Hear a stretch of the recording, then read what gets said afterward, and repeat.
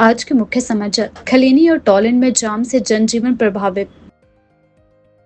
27 वर्षीय विवाहिता की संदिग्ध परिस्थितियों में मौत। हिमकेयर राहत अस्पतालों को 40 करोड़ की मंजूरी।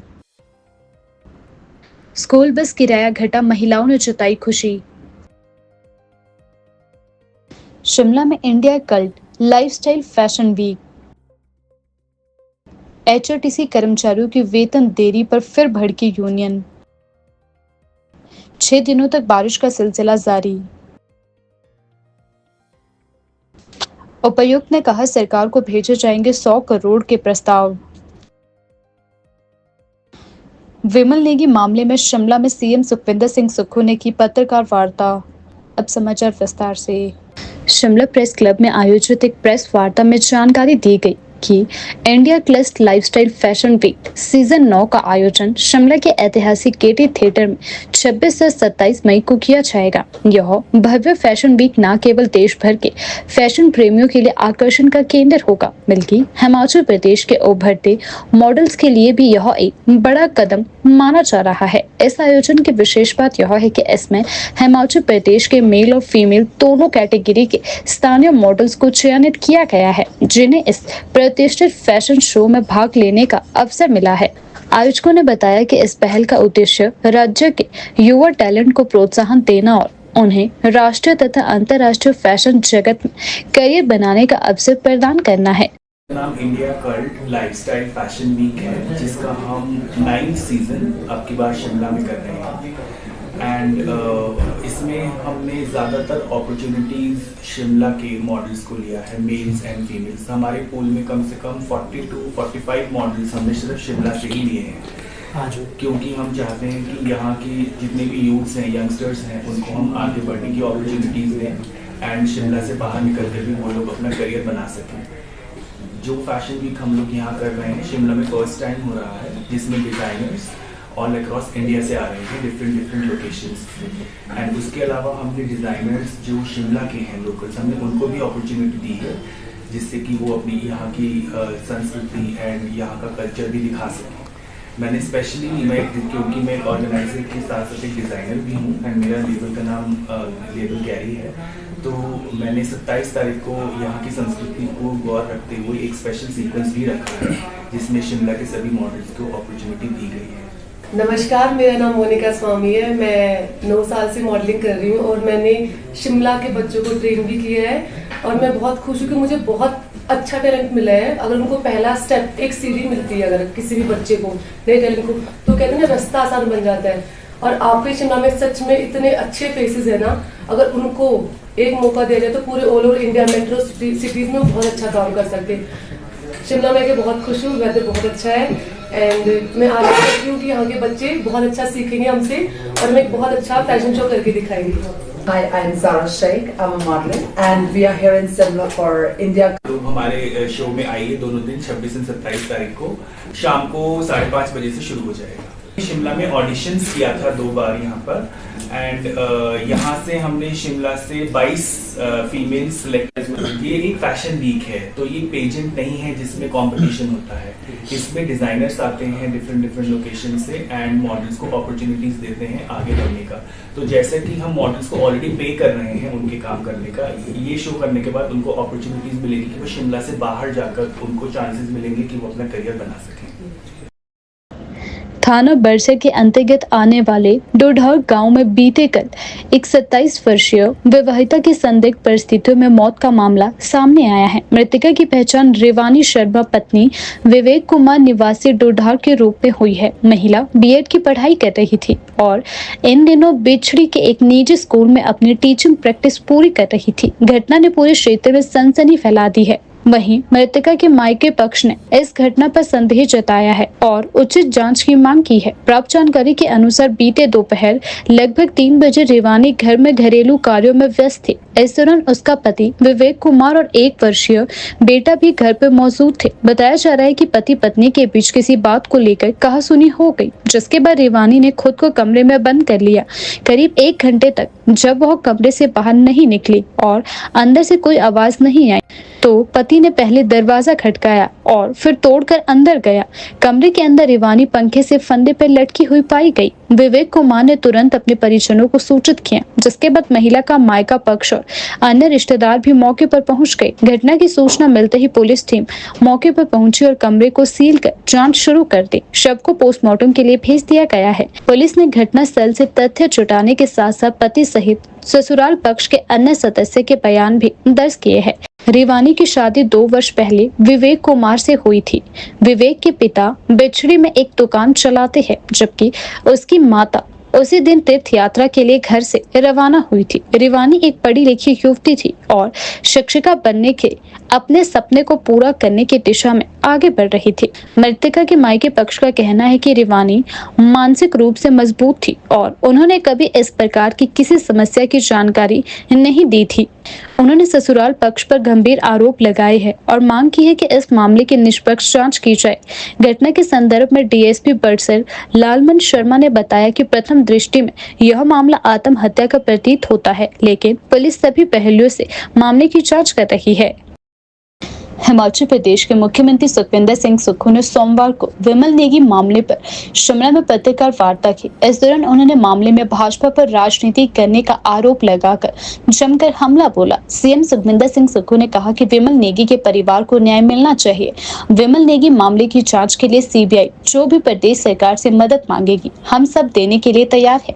विमल नेगी ने आत्महत्या की है या किन कारणों से उनकी मौत हुई है, उसकी पूरी जानकारी सामने आनी चाहिए।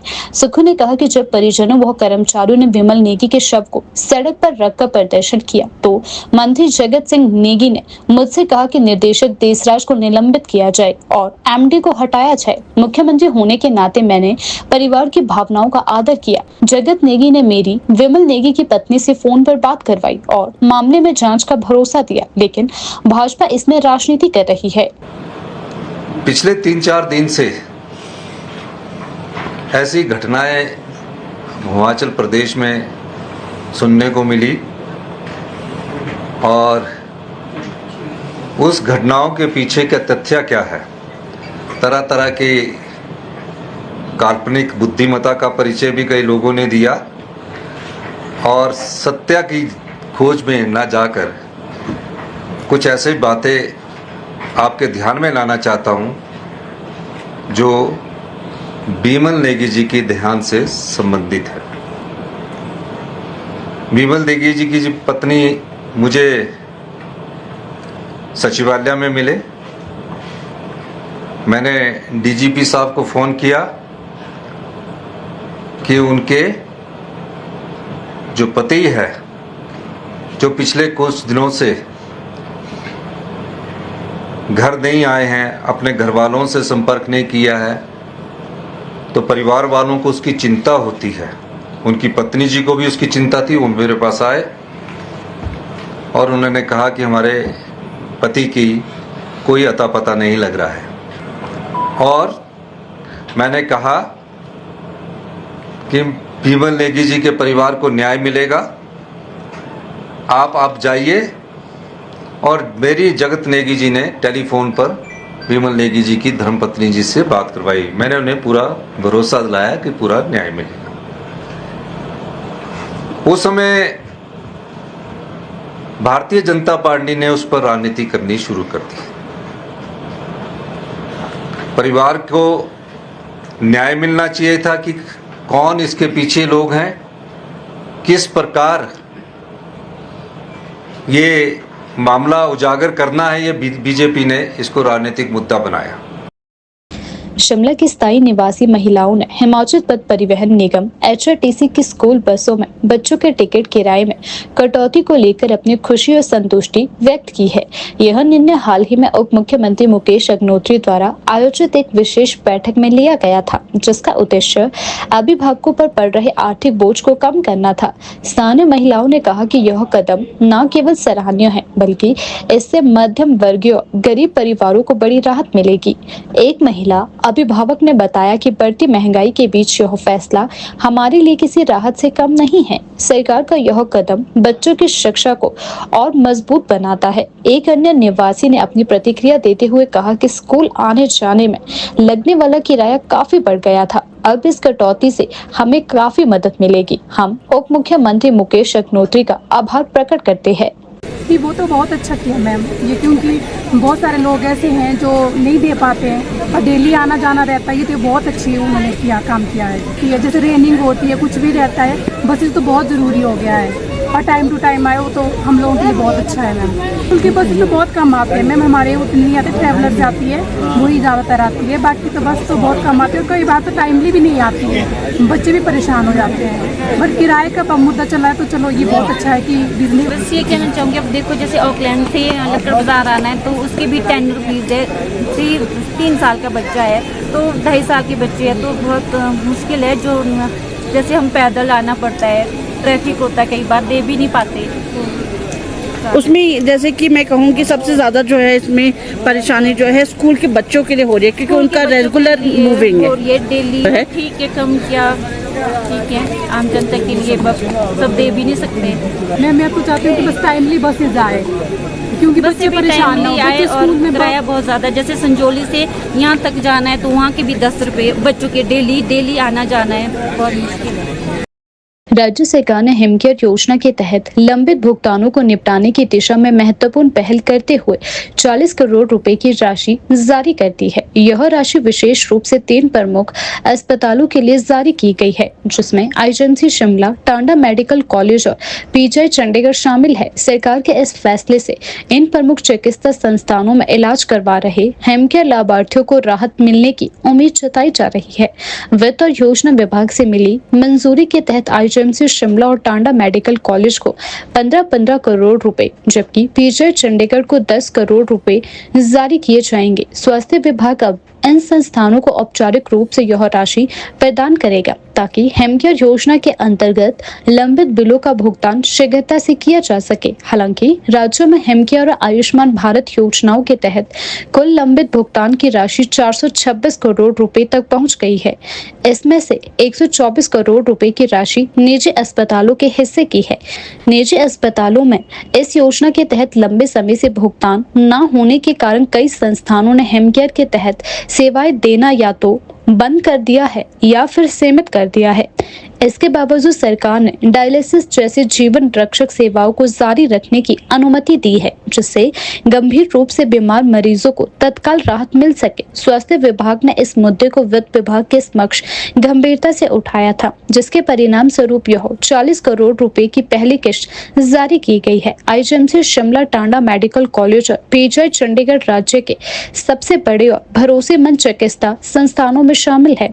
इन अस्पतालों में हर दिन सैकड़ों मरीज हिमकेयर योजना के तहत इलाज करवाते हैं। लंबे समय से भुगतान लंबित होने के कारण न केवल मरीजों को परेशानी हो रही थी, बल्कि अस्पताल प्रशासन को भी दवाओं, उपकरणों और संसाधनों की व्यवस्था में कठिनाइयों का सामना करना पड़ रहा था। राज्य सरकार के इस कदम से उम्मीद जताई जा रही है कि इन संस्थानों में स्वास्थ्य सेवाओं की रफ्तार दोबारा तेज होगी और हिमकेयर कार्ड धारकों को बिना किसी रुकावट के इलाज मिल सकेगा।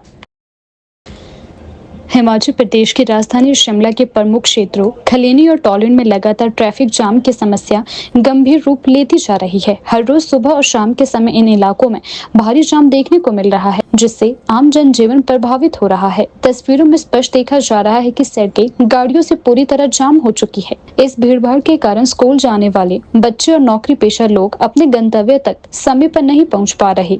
स्थानीय नागरिकों का कहना है कि उन्होंने कई बार इस समस्या को लेकर प्रशासन का ध्यान आकर्षित करने की कोशिश की, लेकिन अभी तक कोई स्थायी समाधान नहीं निकला है।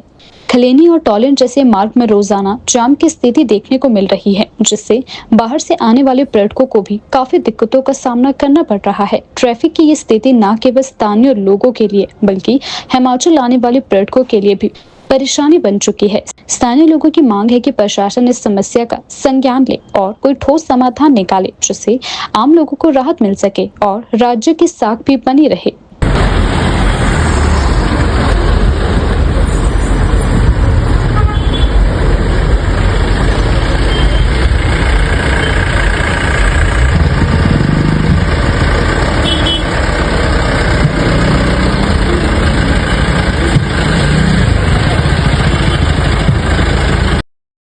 हिमाचल पथ परिवहन निगम HRTC के चालक एवं परिचालक यूनियन ने एक बार फिर निगम के खिलाफ वित्तीय देनदारियों को लेकर आवाज बुलंद करी। शिमला में आयोजित पत्रकार वार्ता के दौरान यूनियन अध्यक्ष मान सिंह ने कहा कि कर्मचारियों को समय पर वेतन भत्ते और पेंशन जैसी सुविधाएं न मिलना अत्यंत चिंता का विषय है। मान सिंह ने बताया कि यूनियन लंबे समय से निगम प्रबंधन और सरकार से मांग कर रही है कि चालकों और परिचालकों को उनकी वित्तीय देनदारियों का शीघ्र निपटारा किया जाए, लेकिन अब तक कोई ठोस कार्यवाही नहीं हुई है।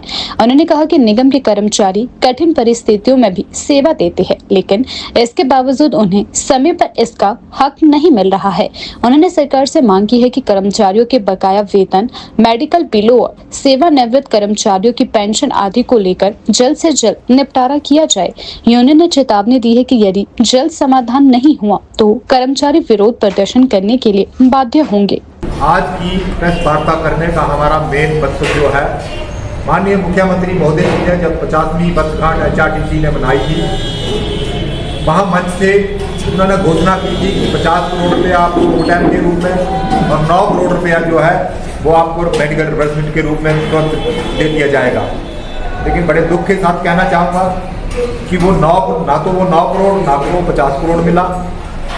9 करोड़ जो मेडिकल रिवर्समेंट बिल की देने की घोषणा उन्होंने की थी, मैं थोड़ा उसको संक्षिप्त में बता आपके माध्यम से माननीय मुख्यमंत्री महोदय जी को के संज्ञान में लाना चाहता हूँ कि जो 9 करोड़ मेडिकल रिवर्समेंट है वो रिटायर हुए हमारे रिटायर हो गए और महीने की हर महीने उनको दवाई लेनी होती है, वो 9 करोड़ रुपया पेंडिंग था, उन्होंने घोषणा की थी। उसके लिए हम आज माननीय मुख्यमंत्री महोदय जी से और माननीय उप मुख्यमंत्री महोदय जी से ये मांग करते हैं कि उस 9 करोड़ मेडिकल रिवर्समेंट की जो उन्होंने घोषणा की थी उसको तुरंत दिया जाए, ताकि हिमाचल पथ परिवहन निगम का जो बीमार कर्मचारी हैं जिनको हर महीने दवाई की ज़रूरत होती है उनको कहीं ना कहीं रिलीफ मिल सके। उसके बाद मैं ये भी मांग करूंगा कि 50,000 एरियर की किस्त जो पूरे हिमाचल प्रदेश के कर्मचारियों को आज से 4 साल पहले मिल चुकी है, लेकिन HRTC के कर्मचारियों को आज तक नहीं मिली। मैं उस एरियर की किस्त की लेने की भी मांग करता हूँ। उसके बाद जो 4/9/14 का हमारा एरियर है, हमारे ओवर टाइम जो उन्होंने उस टाइम हमने एजिटेशन भी किया था, लेकिन हमें 15 करोड़ रुपया सिर्फ मिला था। उस टाइम 107 करोड़ में से घट के 92 करोड़ रहा, लेकिन आज की डेट में अब 2-3 महीने हो गए, मेरे ख्याल से 96-97 करोड़ फिर लेने को हो गया है। तो ओवर टाइम की ओर भी ध्यान दिया जाए और पेंशनरों को पेंशन जो वो भी टाइम की दी जाए। और मैं खासकर पुरजोर मांग करना चाहता हूँ माननीय मुख्यमंत्री महोदय जी से कि जो 9 करोड़ मेडिकल रिवर्समेंट है उसको तुरंत दिया जाए, ताकि जो हमारे रिटायर हुए बेचारे कर्मचारी हैं उनको हर महीने दवाई की जरूरत है, तो हर महीने उनका पैसा लगता है। अगर वो मेडिकल रिवर्समेंट कहीं ना कहीं मिल जाता है तो HRTC का जो बीमार और रिटायर और जो मौजूदा बीमार कर्मचारी है उसको रिलीफ मिल सके। उसके बाद मैं एक बात और करना चाहता हूं कि वर्कशॉपों में स्पेयर पार्ट जो है वो बिल्कुल भी ना मात्र के हैं। तो मैं माननीय मुख्यमंत्री महोदय जी से और मुख्यमंत्री महोदय जी से ये निवेदन करना चाहता हूं कि स्पेयर पार्ट जो है वो वर्कशॉपों में लाया जाए। और जो बसों की कमी है हमारे पास, जो बसें हमारी ऑप्शन हो गई थी और नई बसें जो लाने के लिए अभी प्रक्रिया चल रही है उनको तुरंत लाया जाए, ताकि हिमाचल प्रदेश की जनता को अच्छी सुविधा मिल सके। उसके बाद मैं माननीय मुख्यमंत्री महोदय जी के संज्ञान में एक बात और लाना चाहूँगा कि जो ड्राइवर भर्ती थी भर्ती को रोका गया था। आज की डेट में हिमाचल पथ परिवहन निगम में ड्राइवरों की बहुत भारी शॉर्टेज है, ड्राइवरों को छुट्टियां नहीं मिल रही हैं, ड्राइवरों को इतना भारी बोझ बढ़ गया है कि काम उनको इतना करना पड़ रहा है कि ड्राइवर जो है डिप्रेशन में है। तो मैं ये भी मांग करता हूँ माननीय मुख्यमंत्री महोदय जी से और उप मुख्यमंत्री महोदय जी से कि ड्राइवरों की भर्ती भी जो है वो तुरंत की जाए। अंत में मैं एक बार फिर उनसे निवेदन करना चाहूँगा कि जो मेडिकल रिवर्समेंट है उसको तो कम से कम तुरंत दिया जाए, ताकि हिमाचल पथ परिवहन निगम का जो कर्मचारी है वो अपने आप को अच्छा महसूस करे और समय पर दवाइयाँ ले सके। मेडिकल रिवर्समेंट जो है वो 9 करोड़ लगभग 2-3 सालों से हमारा जो पेंडिंग चला हुआ है और ये 9 करोड़ 9-10 करोड़ के करीब में बनता है और 9 करोड़ उन्होंने देने की घोषणा की थी। चलो 9 करोड़ ही सही, लेकिन मिले और उनको भी कहीं पैसा खर्चने को कहीं पैसा वो अच्छे से दवाई ले सके। मैं ये मांग माननीय मुख्यमंत्री महोदय जी से और उप मुख्यमंत्री महोदय जी से करना चाहता हूँ। जिला उपायुक्त अनुपम कश्यप ने सोमवार को राज्य आपदा प्रतिक्रिया निधि के तहत प्रस्तावित कार्यों की समीक्षा बैठक की अध्यक्षता करते हुए लगभग 100 करोड़ रुपए के 3 प्रस्ताव राज्य आपदा प्रतिक्रिया निधि के माध्यम से पोर्टल्स पर अपलोड करने के निर्देश थे। अनुपम कश्यप ने कहा कि आपदा से निपटने के लिए जिला प्रशासन द्वारा हर संभव प्रयास किया जाता है। राज्य आपदा प्रतिक्रिया निधि का इस्तेमाल उन स्थानों पर होता है जहां पर आपदा का अधिक प्रभाव पड़ता है। इस संदर्भ में प्रस्ताव तैयार कर लिए गए हैं और पोर्टल्स पर अपलोड भी कर दिए जाएंगे। अब इन्हें सरकार को मंजूरी के लिए भेजा जा रहा है। इसके बाद ही आगामी प्रक्रिया आरंभ हो पाएगी। पहले प्रस्ताव के अंतर्गत शहर के भीतर नगर निगम के अधिकार क्षेत्र में आने वाले नालों के चैनलाइजेशन के लिए 85 करोड़ रुपए व्यय किए जाएंगे। उपायुक्त ने कहा कि इस बारे में नगर निगम सारी औपचारिकताएं पूरी करके पोर्टल्स पर आवेदन करे ताकि कम से कम समय में सारी प्रक्रिया पूरी हो सके। शिमला शहर में बरसात के दिनों में नालों में पानी के तेज बहाव के कारण लोगों को कई परेशानियों का सामना करना पड़ता है। ऐसे में इन नालों की चैनलाइजेशन बेहद आवश्यक है। इन उपायों से आपदा की घटनाओं में काफी हद तक कमी आएगी। दूसरा प्रस्ताव 9 करोड़ 83 लाख रुपए की लागत से लक्कड़ बाजार और रेश मैदान के बीच मरम्मत के कार्य का है। इस प्रोजेक्ट के तहत रेश मैदान पर खड़े होने वाले घोड़ों के लिए भी अलग से व्यवस्था की जाएगी, जो कि रेश मैदान के साथ सटे स्थान पर होगी। वहीं एक रेन शेल्टर भी बनाया जाएगा। सभी घोड़े रिज पर खड़े नहीं दिखेंगे। इनके लिए रिज से एक मंजिल नीचे व्यवस्था करने का प्रावधान है। उक्त क्षेत्र पिछले कई सालों से धंस रहा है। ऐसे में अत्याधुनिक तकनीक के माध्यम से मरम्मत कार्य किया जाएगा। दुकानें भी यहां नहीं बनाई जाएगी, जिससे पर्यटकों के लिए बेहतर सुविधाएं मुहैया हो पाएगी। ये कार्य लोक निर्माण विभाग के द्वारा किया जाएगा। इसके साथ ही राज्य के 32 शहरियों व ग्रामीण क्षेत्रों के लिए 12 करोड़ रुपए की विशेष योजना के प्रस्ताव तैयार किए जाएंगे, जिसमें शिमला के रामपुर, नेरवा, कुफरी और चिड़गांव क्षेत्र शामिल है। इस योजना के तहत मौजूदा भूमि व भवनों की स्थिति का अध्ययन और भविष्य में विकासात्मक कार्यों की योजना पर रिपोर्ट बनाई जाएगी। हिमाचल प्रदेश में आगामी 6 दिनों तक मौसम बिगड़ा हुआ रहने का पूर्व अनुमान जताया गया है। मौसम विभाग केंद्र शिमला के अनुसार 1 जून तक राज्य के कई क्षेत्रों में बारिश का दौर जारी रहेगा, जिसमें कहीं कहीं भारी बारिश, तूफान और ओलावृष्टि भी देखने को मिल सकती है। राजधानी शिमला में सोमवार को धूप और हल्के बादलों का मिला जुला असर देखने को मिला, लेकिन अगले कुछ दिनों में स्थितियां बदल सकती है। 27 मई को ऊंचे पर्वतीय इलाकों में हल्की बारिश, जबकि मध्य और निचले पहाड़ी क्षेत्रों में बारिश के आसार बताए गए हैं।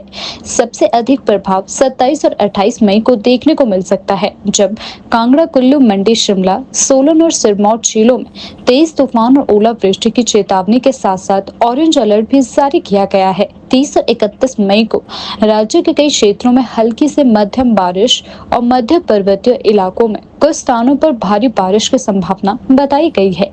इन दोनों दिनों के लिए येलो अलर्ट जारी किया गया है। वहीं 1 जून को भी कुछ क्षेत्रों में बारिश जारी रहने के संकेत बताए गए हैं। मौसम विभाग ने किसानों और आम नागरिकों को सतर्क रहने और मौसम से जुड़ी सावधानियों का पालन करने की सलाह दी है। विशेष रूप से फसलों की कटाई या भंडारण कार्यों को कुछ दिनों के लिए स्थगित करने की सिफारिश की गई है।